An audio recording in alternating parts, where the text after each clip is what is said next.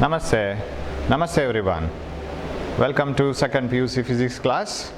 Today we will discuss about a new nuclear phenomena, that is radioactivity. So Namaste, welcome to the class. Hope you are doing well.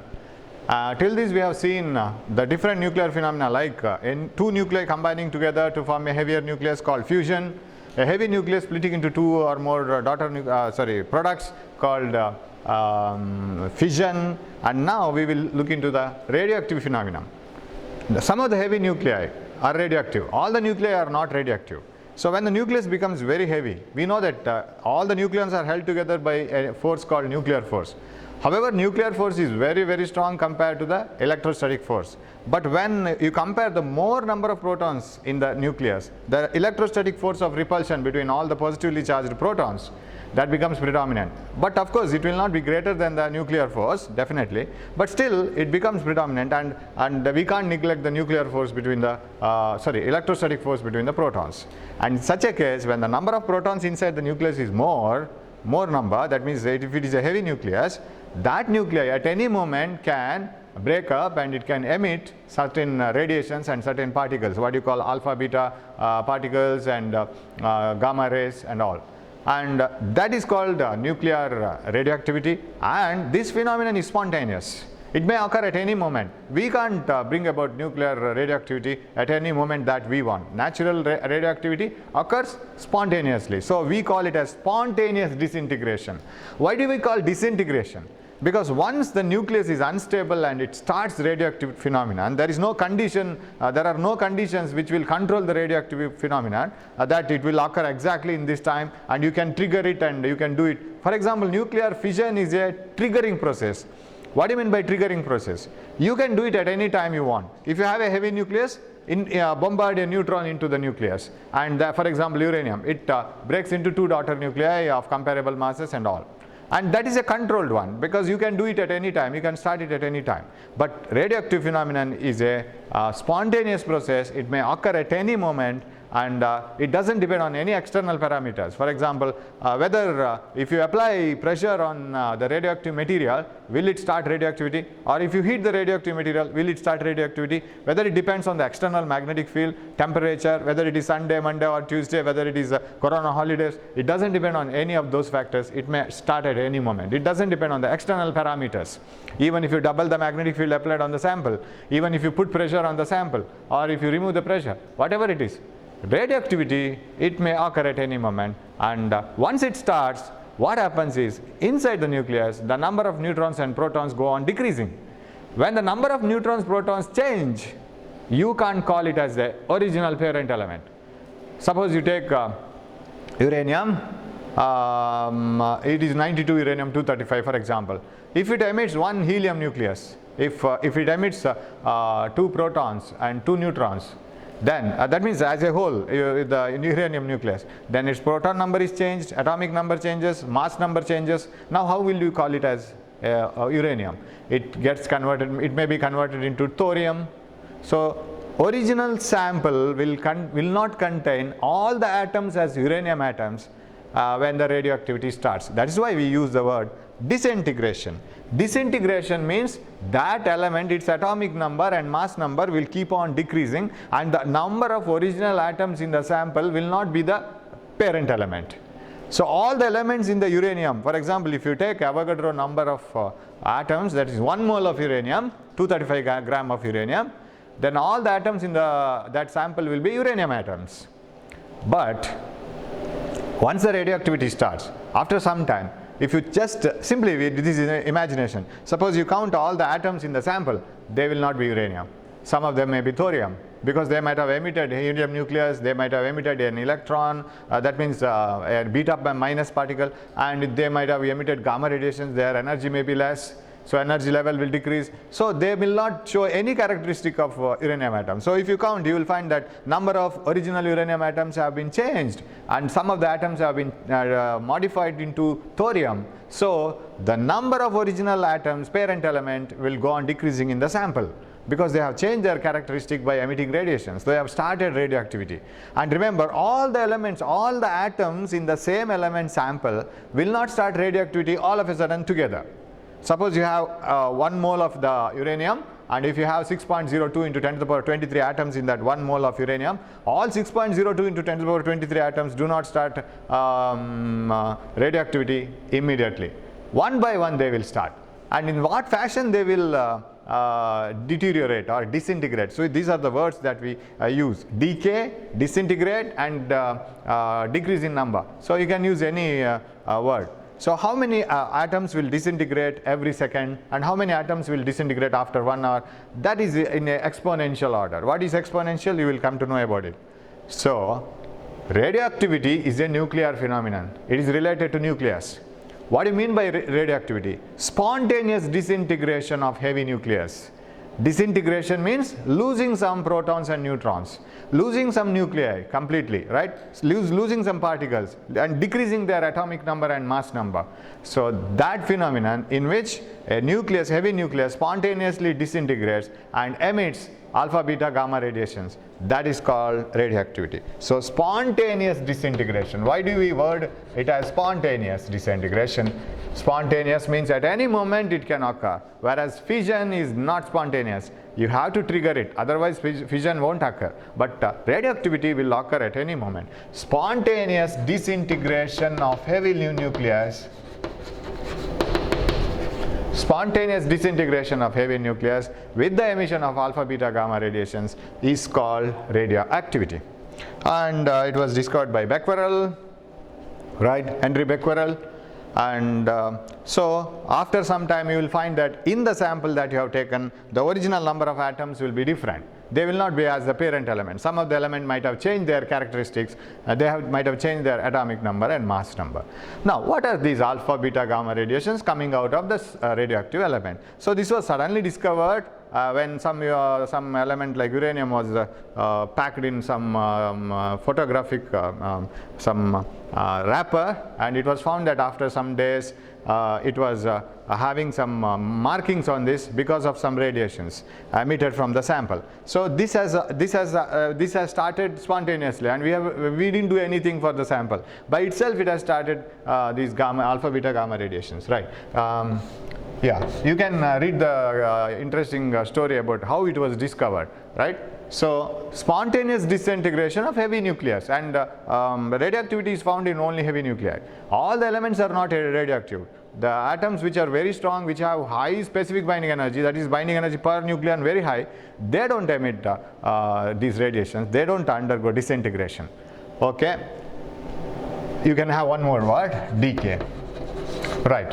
Now we will study what are these alpha, beta, gamma radiations. So whatever I say now, all things are not included in the syllabus. Actually CBSE has given one sheet. It has published one material wherein some of the portions in the second PUC are cut off, and in that this radioactivity is also included. I announced it in beginning, but better you study this, because for entrance examination, suppose suddenly they change their mind and say that this is included again, then better you study it once, because this is very easy to study also, and if some questions are asked in the entrance exam, very easy to answer. Okay. Now what are alpha, beta, gamma radiations? Alpha radiations, alpha particle, and beta radiation and gamma radiation. Beta particles, these two are particles, these are radiation, electromagnetic radiation. So gamma radiations are electromagnetic radiations. They are the packets of energy, photons, but high energetic photons, least wavelength and high energy, high frequency radiations. They are so energetic that they can even pass through bones. They can cause genetic mutation, they can cause changes in the cells, and that will be carried to the offsprings. They can kill the cells. They are highly energetic, even energetic than X-rays. So they are gamma radiations. So why do these nuclei emit gamma radiations? We will see why it is so. Then what are alpha particles? Alpha particles coming out of the radioactive material are nothing but a whole helium nucleus. That means how many protons and neutrons in helium nucleus will have? We write 2He4, right? This is the helium nucleus. Helium nucleus itself contains 2 protons and 2 neutrons. 4 minus 2 neutrons, right? Totally there are 4 particles inside, 4 nucleons inside the nucleus. That will together come out of the heavy nucleus. That is like uranium, that radioactive material. So alpha particles are nothing but positively charged helium nuclei, right? Because that is a nucleus replica that is containing 2 protons and 2 neutrons, and since protons are positively charged, alpha particles are positively charged. So alpha particles are positively charged helium nuclei. What are beta particles? Beta particles are nothing but negatively charged electrons, right? Which are negatively charged. Now here comes the question, sir, electrons are always found outside the nucleus. They revolve around the nucleus in circular or elliptical orbits. Then how come electrons come emitted from the nucleus? At the moment of radioactive decay, some reaction is occurring inside and that emits electrons. But there are no electrons inside the nucleus. At the moment, some changes will be occurring inside the nucleus. We will see how it is. So beta particles are nothing but a stream of electrons, negatively charged electrons. And there is one more set of beta particles, beta plus. Now this is beta minus, negatively charged electrons.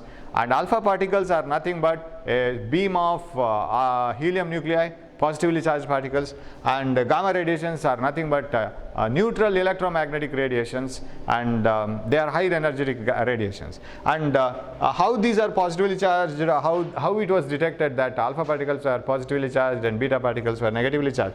And it is done, experiment was done inside a lead block. Lead can block gamma rays with a small opening like this.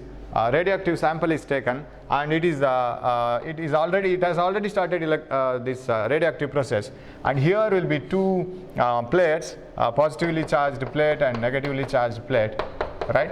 And now it is found that when these radiations come out of this, all the particles which come out of this sample, some of the particles are attracted towards negatively charged plate, and some of the particles are attracted towards positively charged plate, and some of the particles move undeflected like this. Now you can name them, right? Which are alpha particles, which are beta particles, and which are gamma rays. The particles which are undeflected and move straight like this, they are not the particles, they are neutral gamma radiations. Photons are neutral, you know. Photons are not charged and they don't have mass. They travel with very high energy, and they have energy, and it's a packet of energy, and they are neither attracted by positive plate or negative plate. They move undeflected, and they are gamma radiations. Okay, and what are these particles which are attracted towards negatively charged plate? And even while attracting, you see, these particles which are moving towards the positively charged plate, they are deflected very fast, and this is deflected very slow. What does it mean? These particles must be very heavy, otherwise they would have been attracted like this immediately.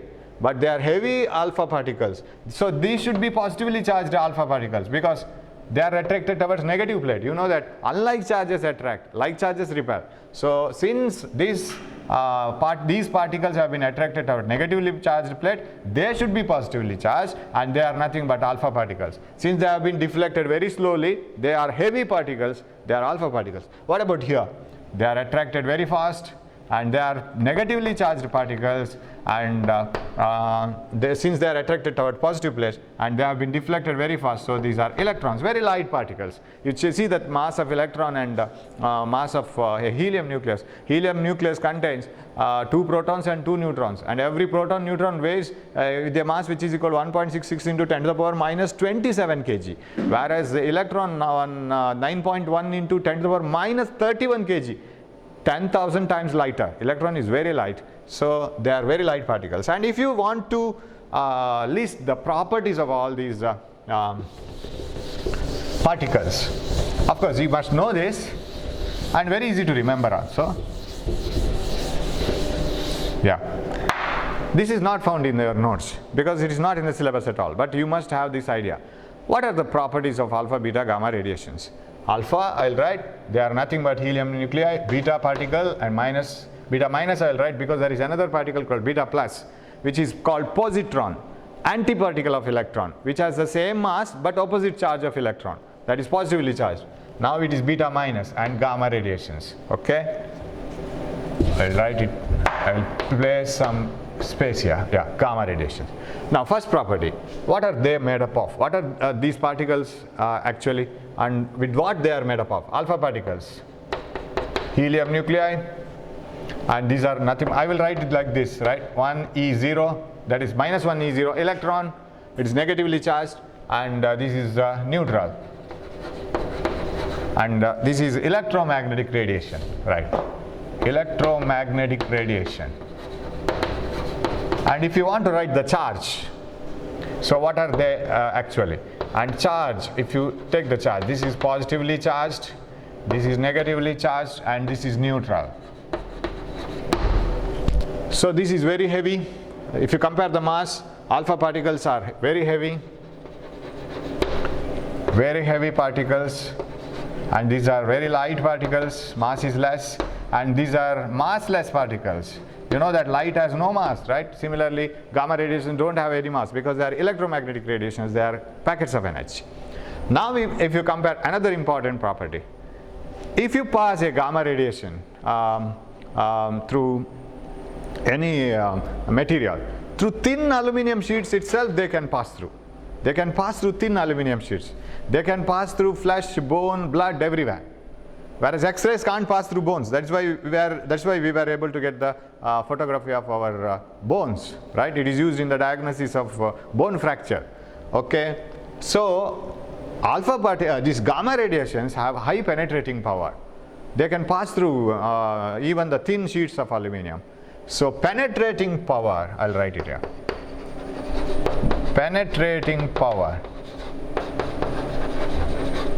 is very high. Remember, when the bell rings, all the students will go in the corridor, right?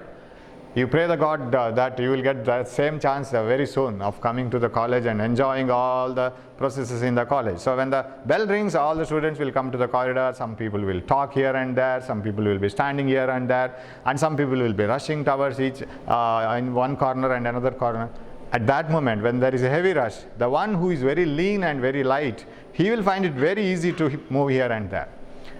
Whereas a person who is very heavy and well built and very fat and all, he or she will find it very difficult to move here and there through the corridor, because he or she needs very large space, and he has to take his body or her body along with the corridor, along with the gap available, and that makes the motion difficult, not highly penetrating. Heavy particles are not highly penetrating, whereas light particles are highly penetrating. So in this way you can remember, gamma radiations are massless, high penetrating power, very less penetrating power, least penetrating power, whereas this is moderate. Electrons have moderate penetrating power. Now, what about then another one, ionizing power? What do you mean by ionizing power? All the atoms, I'm talking about atoms now, atoms are neutral. They have equal number of electrons and protons. So if the atoms are neutral, if you can remove one electron from the atom, then it becomes positively charged, and we call it as an ion. How to remove an electron?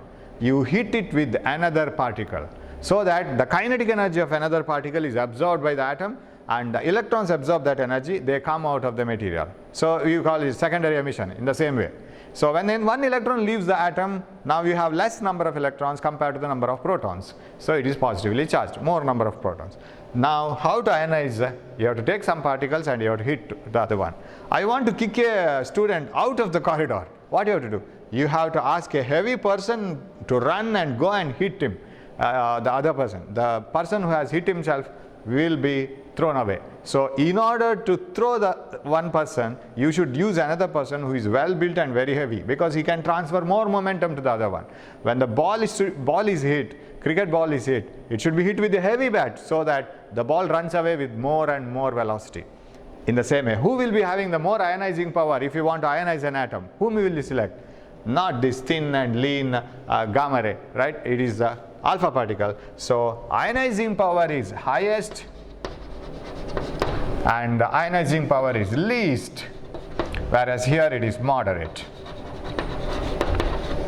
This is how do we write. So ionizing power is highest for alpha particle. Since it is very heavy, this is the best suitable particle to hit to an atom and ionize it. whereas gamma ray is not suitable for ionizing because it has no mass at all. And of course, it will have some ionizing power because it has got some energy. And what about penetrating power? Penetrating power is high for gamma ray but least for alpha particle. It cannot penetrate through any material so easily. So these are the properties of alpha beta gamma radiation which you can remember very easily. Now what happens to the parent element when an alpha beta or gamma particle is emitted? That is another important phenomenon. So when a parent element emits alpha particle, I will show it in symbols. Suppose X is the parent element and its atomic number is Z and mass number is A. If it emits an alpha particle, and remember always, when a parent element starts radioactivity, when the atom becomes more unstable, when the things are not so well inside the nucleus, it may rupture and it can break and it can start emitting all these radiations. When the radiations are emitted, particles are emitted, alpha particle may be emitted once and it cannot be accompanied by a beta particle. Either only alpha particle is emitted and only beta particle is emitted. But about gamma radiations? Gamma radiations are electromagnetic radiations. They can accompany both alpha and beta particle. Along with alpha particle, you may get gamma radiation. Along with beta particle, you can get gamma radiation. But alpha particle and beta particles do not come together. So only one nuclear reaction will be occurring inside. Then why can gamma radiations accompany both? Gamma radiations are emitted by a nucleus when its energy is high. That means, say one nucleus emits alpha particle. Now the original nucleus is not having its own original characteristic. Its atomic number will change, mass number will change. Now for the present atom, that energy which is available now is more than what is required, and its energy will be more. So now it is in the excited state, and that emits that extra energy in the form of gamma radiation. So when alpha particle and beta particles are emitted at any moment from the radioactive sample, the energy of that remaining atom, and that is a daughter nuclei, what you call the remaining nuclei, that is daughter nuclei, energy of the daughter nuclei will be in the more energy state. That means it will be in the excited state, and that energy will be more for that daughter nuclei. So since it is in the excited state, in the extra energy, and it will give that extra energy in the form of gamma radiation, and it will return back to its original energy. So it is as if, for example, if a very rich person loses rich persons, usually they have their own standard of living. They will have a big palace. They don't have a small house. They have a big palace, and according to their standard they will be living, right? They will have a big car and very costly car, and they will be having so many delicious food during their lunch, and because they want to show their standard. Suppose a very rich person loses money, and if he becomes bankrupt, now still he will be having some money. Suppose he decides himself, if I lose money, okay, let it be. I will reduce the standard of my life. I need not have such a big palace, and I will get more current bill and all. I will let me restrict my life itself to a small house, right? And I will let me live in a small house. And let us not have a very big car and very costly car. Let me have a small bicycle, enough. And if we adjust to that level, now whatever the money that is remaining, of course he might have lost money, and he may be having the less amount of money which is compared to the previous one, right? But still, when he was very rich, he will be having much amount of money. But when he is now in this position, the money that he will be having will be very much less compared to the previous money. Whatever it is, if he is adjusting to the next level, what happens is that money will be much more than what is required for his new reduced life. Means he is adjusting for the new life because he can't live as he was earlier because the money is less. But for the present life, it is much more. If he is adjusting for a small house, a small vehicle, and if he decides that I don't want all these delicious food, just some rice or some curry is enough for me, and then that money which is available now is much more than what is needed. And if he starts leading a simple life, he can donate money to others. Now also he is having suitable life. So same thing happens here. When a parent nuclei emits alpha particle or beta particle, now what happens is the energy available for the daughter nuclei will be more. And that energy, and that is what we say in physics, the daughter nuclei will be in the excited state. In the newly adjustable life, he is having much amount of money. He can save money, lot of money in the newly adjusted life. The daughter nuclei will be having excited energy, and it will it will be in the excited energy state. So it decides itself, that much of energy is not enough for me, so it emits that energy and adjusts its energy to the suitable value, and that energy is emitted in the form of gamma radiation. So that is why even though alpha particle is emitted or separately beta particle is emitted, gamma radiation accompanies both, because whenever that atomic number and mass number changes, when the parent nuclei changes into daughter nuclei, these are the names given. So the original atom is called parent nuclei, and the one which is newly formed after changing its atomic number and mass number, that is called daughter nuclei. Okay, so the parent nuclei, and after getting converted into the daughter nuclei, it emits the energy along with either alpha or beta radiation, beta particle. Okay, so when a parent element emits alpha particle, the newly formed daughter nuclei, I call it as Y, will have, of course, what do you mean by helium nucleus or alpha particle? 2He4, 2 protons and 2 neutrons. It is a set of 2 protons and 2 neutrons, which is nothing but a helium nucleus. It is found, what should be the daughter nuclei now? These two have come out, right? So what is remaining inside now? Z minus 2 and A minus 4. Am I right? So its atomic number will be reduced by 2 and mass number will be reduced by 4. So now the newly formed element, so we have taken thorium as, we have taken uranium as a sample in the beginning. So when it started radioactivity, after some time some atoms are not uranium, they are thorium now. I can give that example. 92 uranium, 236, something like this. 90 thorium, 234 plus 2He4, right? So once an alpha particle has come out, now it is not uranium, it is thorium. So one by one particle will start getting converted into thorium. Even thorium is not stable. See, sir, if it starts emitting continuously like this, in some elements it will stop at one moment, right? Sir, will all elements emit like this and thorium gets converted into any material, another nuclei, and will it keep on going? No, when the nucleus becomes stable, it stops. When the nucleus is stable, so it may emit again a beta particle, it may get converted into another nuclei. So when the nucleus becomes stable, the radioactivity may stop, or the conversion may be stopping, but total radioactivity in the sample will never stop. You will understand the meaning of my sentence later. So this is one example where alpha particle is emitted. So we say, now I was actually trying to explain it like this. The newly formed element is thorium now. Now what is the place of that sample now, what you have taken in the original, when you took it as original uranium, when it started emitting alpha particles, say one in the whole sample, one atom, for example, I already have told, if you take 1 mole of uranium, you will have 6.02 into 10 to the power 23 atom. Among them, one emitted alpha particle, say, radioactivity started. Only one atom. Now that atom is not uranium, it is thorium. Now where will you place it in that periodic table?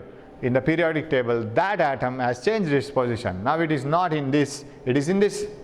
So we say, and this is actually called displacement law.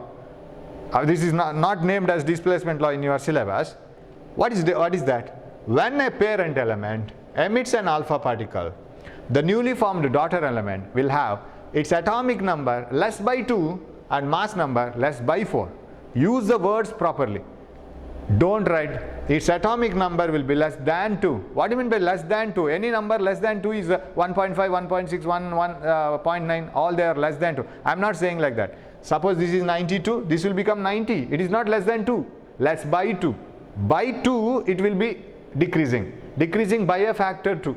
So the newly formed element, when a parent element emits an alpha particle, the newly formed daughter element will have an atomic number less by 2 and mass number less by 4. This is what happens during alpha particle decay, when an alpha particle is emitted. Okay, when a beta particle is emitted, let us see what happens. when a beta particle is emitted, of course, the immediately after the emission of an alpha particle, the parent nuclei will emit gamma radiation. But when gamma radiation is emitted, we don't lose any atomic number or mass number, so it will remain the same. Okay. And if beta particle is emitted, same element, I'll take Z, X, A. If a beta particle is emitted, what do you mean by beta particle? It is an electron, like this. It is an electron. When a beta particle is emitted from the parent nuclei, the newly formed daughter element will have its atomic number increased by 1 and mass number remaining the same. You see, balance the equation. A, 0 plus A. Of course, this is just named to say that beta particle is emitted. And Z plus 1 minus 1, Z. It is same, right? When a parent element emits beta particle, beta minus, that is a stream of electrons, the newly formed daughter element will have its atomic number increased by 1 and mass number remaining the same. Now can you compare parent element and daughter element having the same mass number, a different atomic number? So can you call them as isobars? Remember, what are isobars? Same mass number, different atomic number. Same atomic number, isotopes. Same neutron number, isotones. Neutron and proton number interchanged. What do you call that? Mirror nuclei, right? These are isobars.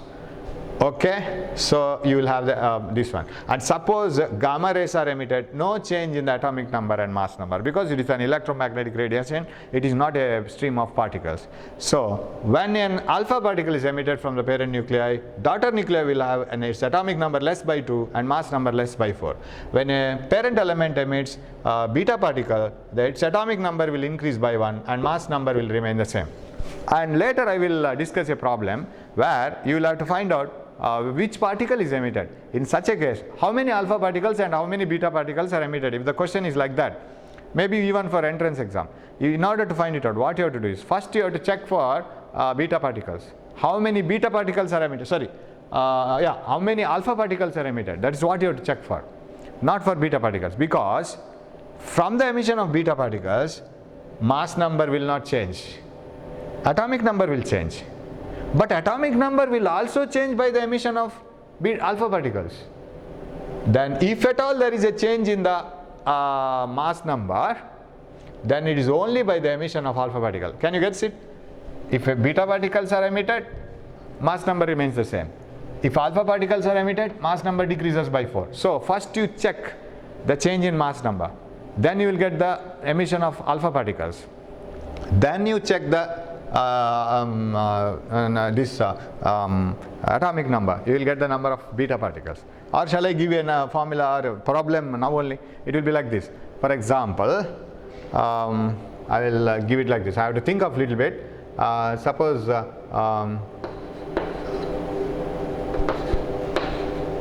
236, say 234, say another isotope of uranium, or 238, 92 uranium 238.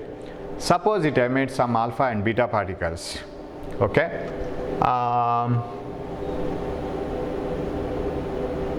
If the newly formed daughter element has an atomic number, say it is like this. I will have to check it because I haven't prepared for that problem.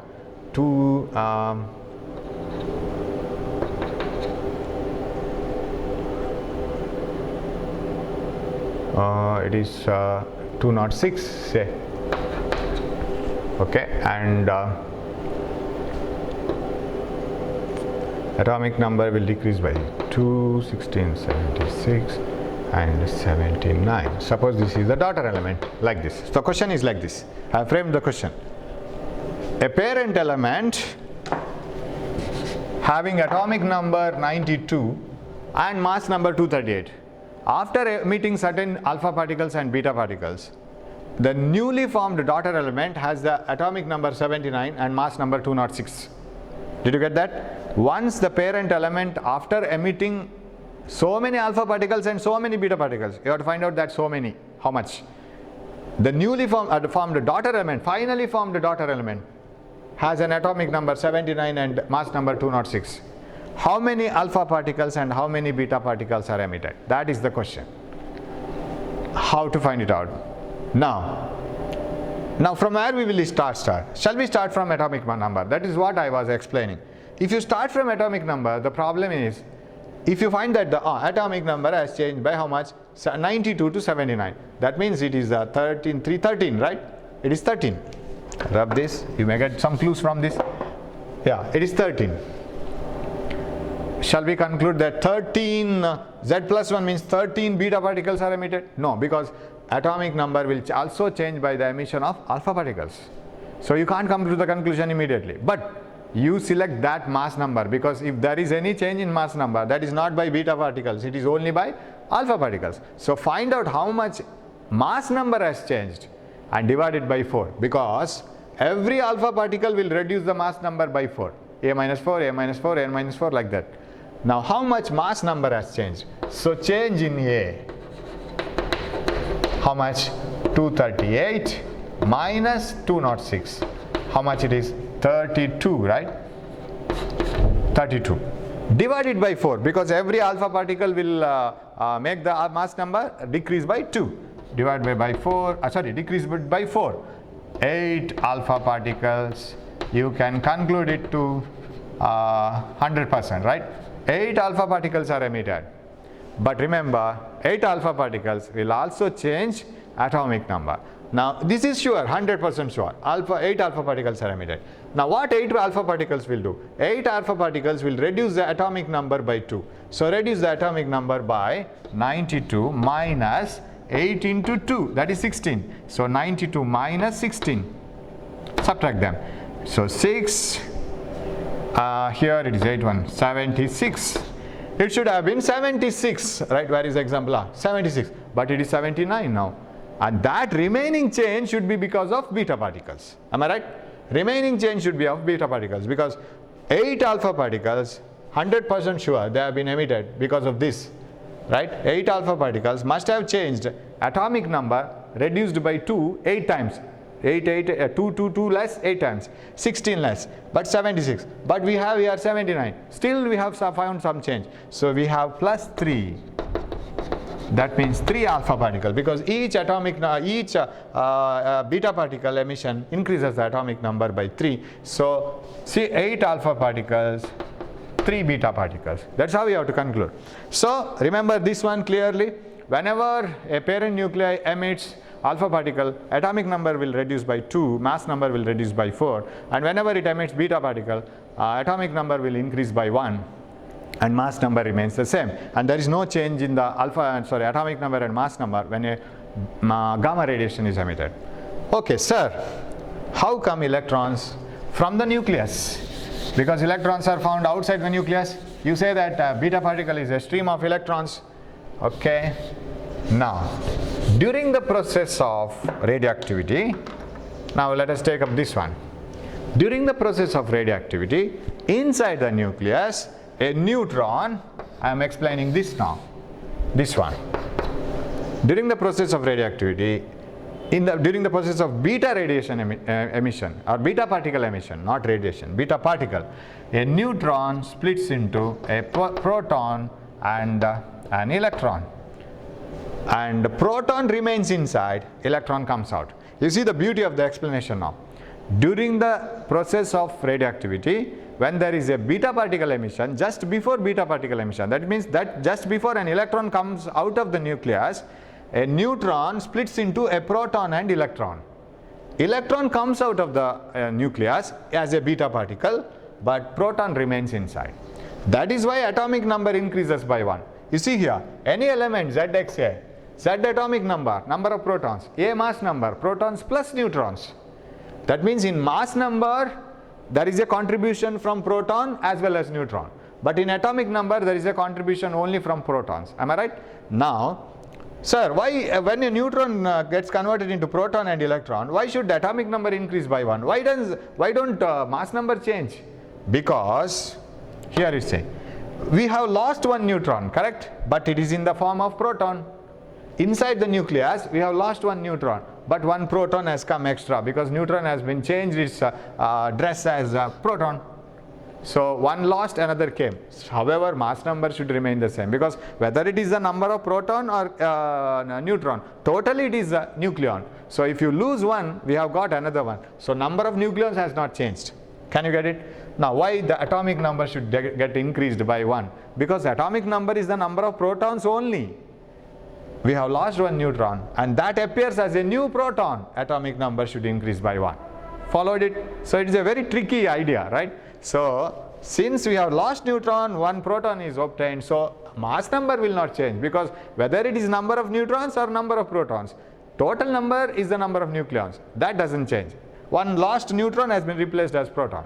But when we go for the atomic number, we have lost neutron, but that doesn't contribute to the number of protons. Neutron number doesn't contribute to the number of protons, that's the atomic number. But why we have got extra protons, so it has increased by 1. Now, one more. What about here? So, but I want to say few more things about this, that I will do it in the next class, because time is, we are approaching the time. Yes. Now, how do you get helium nucleus? That is okay. We have 2 protons and 2 neutrons coming out. There is no much explanation for this. But when this is studied, it was found, you see, if you compare this reaction here, a neutron gets getting converted into proton and electron.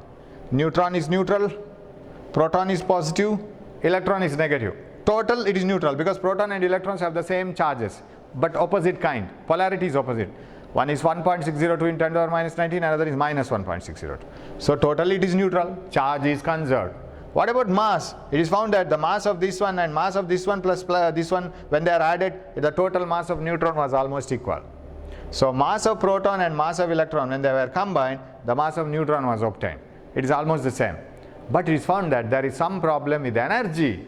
The energy of proton and energy of electron, when they are combined together, that was not equal to the energy of neutron. So some energy was missing.